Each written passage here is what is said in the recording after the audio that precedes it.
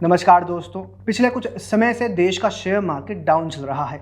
जयराम रमेश, सुप्रिया चरणीत और पवन खेड़ा जैसे Congress IT cell के तपस्वी इसको लेकर लगातार बयानबाजी और मेमबाजी कर रहे हैं, लेकिन प्रतीत होता है कि अब उन्हें भी केजरीवाल की तरह विपश्यना पर जाना पड़ेगा। आप कहेंगे कि क्यों?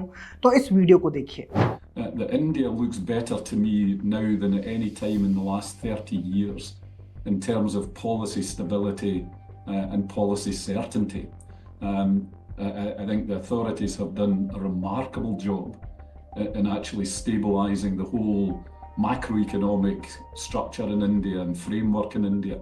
You know, I've said to clients this week that this is the time to absolutely double down on the long on India. Go much longer. आपने देखा, जिम वॉकर कह रहे हैं कि इंडिया में पिछले साल में सबसे अच्छा आर्थिक माहौल है, प्रॉमिसिंग ग्रोथ है, स्टेबल पॉलिसी है। उन्होंने सुझाव दिया है कि लॉन्ग टर्म के लिए इन्वेस्टर्स को इंडिया में इन्वेस्ट करना चाहिए। भारत के शेयर मार्केट को डाउन जाते देखकर जिनके पेट में गुदगुदी हो रही थी, ये सुनकर उनको दर्द जरूर हुआ होगा। लेकिन वॉकर यही नहीं रुके। फाइनेंशियल इंस्टीट्यूशन अल्थिया कैपिटल के चीफ इकोनॉमिस्ट वॉकर ने इसके साथ ही भारत सरकार की नीतियों की प्रशंसा करते हुए कहा है कि अब इंडिया में बिजनेस कंडीशंस बहुत अच्छी हैं। उन्होंने कहा है कि जब मैं इंडिया की पॉलिसीज को देखता हूं, चाहे वो मॉनेटरी पॉलिसी हो, फिस्कल पॉलिसी हो या फिर एक्सचेंज रेट पॉलिसी हो, ये नीतियां पिछले साल की सर्वोत्तम नीतियां हैं। उन्होंने आगे कहा है कि ईज ऑफ डूइंग बिजनेस हुआ है, लाल फीताशाही खत्म हुआ है, एमएसएमई को प्रोत्साहित किया जा रहा है। राहुल गांधी और कांग्रेस पार्टी को उनका ये बयान शायद पसंद नहीं आएगा, लेकिन क्या करें, जिम वॉकर तो बड़े अर्थशास्त्री हैं। 2008 के स्टॉक मार्केट क्रैश को उन्होंने सबसे पहले प्रेडिक्ट कर दिया था। वे कह रहे हैं कि इंडिया चीन से भी ज़्यादा विश्वसनीय मार्केट है। जब वे कह रहे हैं कि उन्होंने अपने क्लाइंट को इंडिया में इन्वेस्ट करने को बोला है, तो निश्चित तौर पर इंडिया की इकोनॉमी की मजबूती और ग्रोथ उन्हें दिखाई दे रही होगी। मजे की बात यह है कि अकेले जिम वॉकर ऐसा नहीं कह रहे हैं, बल्कि ज़ीरोधा के फाउंडर निखिल कामत का भी यही मानना है। उन्होंने भी कहा है कि इन्वेस्टर्स को इंडिया में लॉन्ग टर्म इन्वेस्टिंग स्ट्रैटेजीज पर काम करना चाहिए। अब सवाल यह है कि जिम वॉकर जो कह रहे हैं उसके पीछे का कारण क्या है? क्यों तमाम प्रोपेगेंडा और टूल किट गैंग के सुनियोजित हमलों के बाद भी देश की इकोनॉमी को लेकर जिम वॉकर जैसे तमाम बड़े ग्लोबल इकोनॉमिस्ट पॉजिटिव दिखाई देते हैं? आइए समझने का प्रयास करते हैं। देखिए, साल 2014 में सरकार बनाने के बाद पीएम नरेंद्र मोदी ने सबसे पहले काम ये किया है कि देश का कोई भी सेक्टर हो, वो नियम कानून और नीतियों से चलेगा। देश की इकोनॉमी को भी इसी क्रम में व्यवस्थित किया गया है। आर्थिक संस्थाओं को सही मायनों में स्वायत्तता दी गई। जैसे बैंक से फोन लोन का कल्चर खत्म किया गया, एनपीए खत्म किया गया, बैंक्स को प्रॉफिट में लाया गया।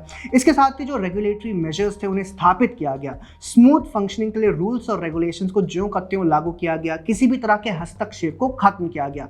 इकोनॉमिक एक्टिविटीज का इंफ्रास्ट्रक्चर डेवलप किया गया। विशेष तौर पर डिजिटल इंफ्रास्ट्रक्चर पर काम किया गया। फाइनेंस और मनी मार्केट को मैनेज करने के लिए नई टेक्नोलॉजी लाई गई और उसे प्रभावी बनाया गया।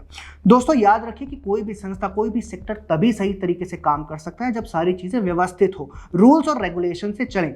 इकोनॉमी के लिए तो ये बहुत ज्यादा जरूरी होता है, क्योंकि अगर ऐसा नहीं है तो फिर इन्वेस्टर्स अपने पैसे लगाने से बचता है। उसे ये पता होता है कि फलाने देश का तो कुछ नहीं पता, कब क्या बदल जाए, कब किस नेता का फोन आ जाए, कब कौन क्या नया कर दे। नियम कानून भी ठीक से लागू नहीं होते। ऐसे में इन्वेस्टर्स पैसे लगाने से थोड़ा हिचकते हैं। लेकिन जब आपकी नीतियां स्थायी हैं, विश्वसनीय हैं, तो लोगों को पता रहता है कि कुछ गड़बड़ होगा तो ये नियम है जो कि लागू तो लागू होगा ही।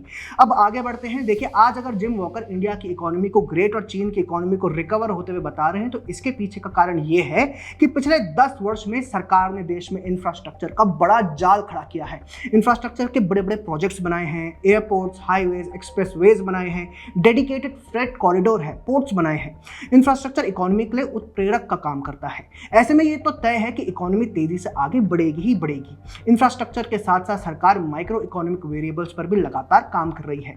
जैसे इस बार के बजट में ही सरकार ने 12 लाख तक की वार्षिक आय पर इनकम टैक्स खत्म कर दिया है। इसका सीधा सा अर्थ है कि लोगों के पास अब ज्यादा पैसे बचेंगे, और जब बचेंगे तो वे खर्च भी करेंगे, और अगर खर्च करेंगे तो डिमांड भी बढ़ेगी, डिमांड बढ़ेगी तो प्रोडक्शन बढ़ेगा और इकोनॉमी चलती रहेगी। ऐसे तमाम माइक्रो इकोनॉमिक वेरिएबल्स को सरकार समय समय पर मैनेज करती दिखाई दे रही है। ऐसे कई कदम हैं जो पिछले 10 साल में केंद्र की मोदी सरकार ने उठाए हैं। यही कारण है कि आज जब शेयर मार्केट डाउन है, देश विरोधी और कांग्रेस पार्टी मजे ले रहे हैं, तब भी जिम वॉकर जैसे सेलिब्रेटेड इकोनॉमिस्ट इंडिया को लेकर ना सिर्फ पॉजिटिव है, बल्कि दुनिया भर के इन्वेस्टर्स से कह रहे हैं कि भारत में जाकर पैसा लगाइए। वॉकर का कहना है कि हो सकता है कि कि यूएस की इकोनॉमी आने वाले समय में स्लो हो। ऐसे में इंडिया सबसे बेहतरीन देश बन जाता है। जानते हैं ऐसा क्यों है? क्योंकि सरकार आत्मनिर्भर भारत पर लगातार काम कर रही है, जिसका उद्देश्य देश की अर्थव्यवस्था को दूसरे विकसित अर्थव्यवस्थाओं के प्रभाव से बचाना है। मेक इन इंडिया जैसे अभियानों से लगातार देश में मैन्युफैक्चरिंग भी बढ़ रही है। इन सबसे इतर एक बड़ा कारण देश में कानून व्यवस्था में सुधार भी है। देखिए, कांग्रेस की सरकार में हमने देखा था कि देश में कैसे बड़े बड़े दंगे हुए, बड़े बड़े आतंकी हमले हुए। इन आतंकी हमलों से, दंगों से, कानून व्यवस्था के ना होने से निवेशकों को अपने इन्वेस्टमेंट की, अपनी प्रॉपर्टी की, अपनी कंपनी की सेफ्टी की चिंता हर समय लगी रहती थी। पिछले 10 वर्षों में हमने देखा है कि इस तरह की घटनाएं लगभग खत्म हो गई हैं, और यही कारण है कि निवेशक अपनी प्रॉपर्टी की सेफ्टी को लेकर आज लगभग श्योर है। ऐसे में एक बात तो निश्चित तौर पर कही जा सकती है कि देश की अर्थव्यवस्था हार्वर्ड वाले डॉक्टर मनमोहन सिंह तो नहीं संभाल पाए थे, लेकिन हार्ड वर्क वाले पीएम नरेंद्र मोदी जरूर संभालते हुए दिखाई दे रहे हैं। जिम वॉकर का बयान भी इस पर मुहर लगाता है। जिम वॉकर के बयान पर आपका क्या कहना है, हमें कमेंट सेक्शन में जरूर बताइए। अगर आपको हमारा कंटेंट पसंद आता है तो हमारे चैनल को फॉलो भी कर लें। जय हिंद।